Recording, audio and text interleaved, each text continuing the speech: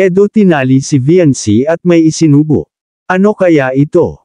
Mapagpalang araw mga kalingap, maraming salamat sa inyong patuloy na suporta at pagtangkilik sa aking munting channel. Huwag niyo po kalimutan mag-subscribe kay Kalingap Rab at Kuya Val Santos Matubang pati sa aking munting channel. Ang pag-uusapan natin sa araw na ito at gagawan natin ng reaction video ay patungkol kina VNC at Edo. Hindi lubos akalain ng Kalingap viewers at supporters na dadami ng sobra ang mga taga-hanga at suporta sa tambalan nila VNC at Edo.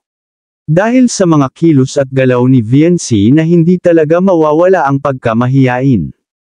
Kahit noong una ay napansin na natin na talagang nahihiya siya lalo na pag sa kanya nakaharap ang kamera.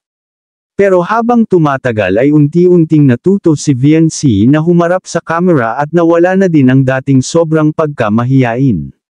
Dahil nasasanay na siya lalo na pag magkasama silang dalawa ni Edo ay mukhang nagiging kampante si VNC. Madalas na i-vlog ni Kalingap Rab sila VNC at Edo kaya di mapigilan ang dami ng taong humahanga at naging sponsor ni VNC. Malaki ang naitulong ng Kalingap sa pamilya nila VNC dahil unti-unti na silang nakakaluwag. Matatandaan natin sa huling vlog ni Kalingap Rab sa kanilang tambalan ni VNC at Edo ay namasyal sila sa isang napakagandang lugar, at seryusong nag-uusap ang dalawa. Sinabi pa ni Edo na wala siya sa mood ng mga panahong iyon, kaya nag-alala naman itong si VNC, at maya-maya ay inaya ni VNC si Eds na mamasyal. At dito ay nakahanap ng pagkakataon si Kalingap Edo na itali si VNC sa pamamagitan ng bracelet o mga palamuti sa kamay na siyang magiging simbolo ng kanilang samahan at nagsumpaan at walang magbabago.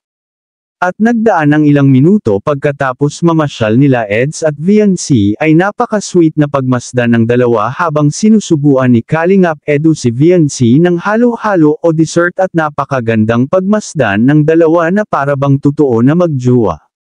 May napansin lang ako mga kalingap, ewan ko lang kung napansin nyo din ba ito. Ito ay batay sa mga kasuotan ni VNC, dahil noong una ay makikita natin na pag nagsuot si VNC ng damit niya o mga panglakad ay hindi naman sobrang sexy, o kaya nakalabas na ang pusod at napakaiksi ng mga damit at sobrang sexy niya tingnan ngayon kung ating ikukumpara noon at ngayon. Anong masasabi niyo mga kalingap? I-comment mo lang sa baba ang gusto mong sabihin at ating babasahin isa-isa. Maraming salamat po. To God be the glory.